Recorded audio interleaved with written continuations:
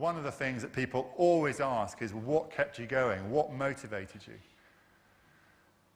It's a very, very difficult question to answer, but the first answer, part of the answer, is winning's addictive.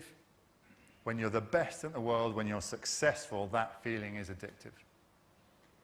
And the second is, and I always was motivated by the team, the people around me, feeding off them and interacting with them. I could never have ever have done it in a single skull. And I guess the third part is we also knew that there were people all around the world at that very moment training to beat us.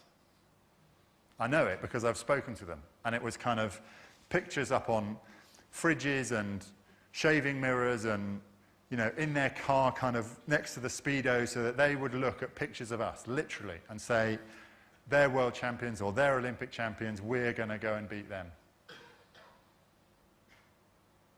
You guys are pretty much at the top of your field. You know, you have to have that same sense of your opposition looking at you and deciding, right, what do they do? How can we copy them? How can we catch them up? And if you don't get a sense of you're never going to beat us, a kind of getting the hair standing up on your neck and you're not going to catch us up, then you should go do something else for a living. Right. We've got a distance, we've got an intensity, then there's technique. Rowing's an amazingly technical sport because it uses every part of your body. Arms, legs, back. And you could take a silhouette of my rowing stroke and put it up on that screen, and I would be able to identify myself from Steve Redgrave or James Cranton or anyone else in the world. Because there are things that I did that were wrong, things that I still do that are wrong.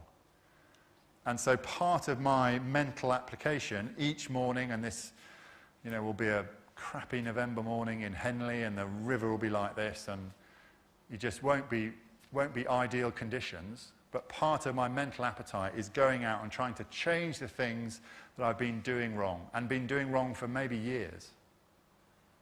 Whether it's hands or where my head points or legs not working together, whatever it might be, I've got to want to be better. We all knew we'd proved ourselves by the time we, certainly in the Sydney combination and then rolling on to Athens, you know, I'd got gold medals in the box, kind of in the drawer at home. They were stored. They were safe. You know, I was already patently very good at what I did. The best. One of the best. And yet if I ever felt, oh no, I think I'm rowing fine, I think I don't really have much to work on, then you'd begin to slip back.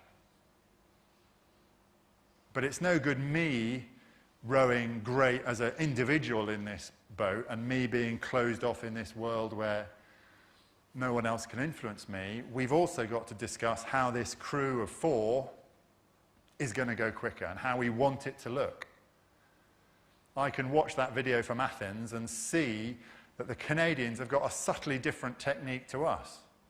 And the Italians have got another version, and the Poles have got another version, and the Kiwis another.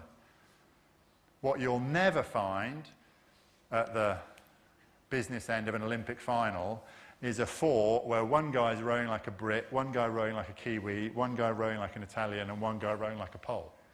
That's never going to work.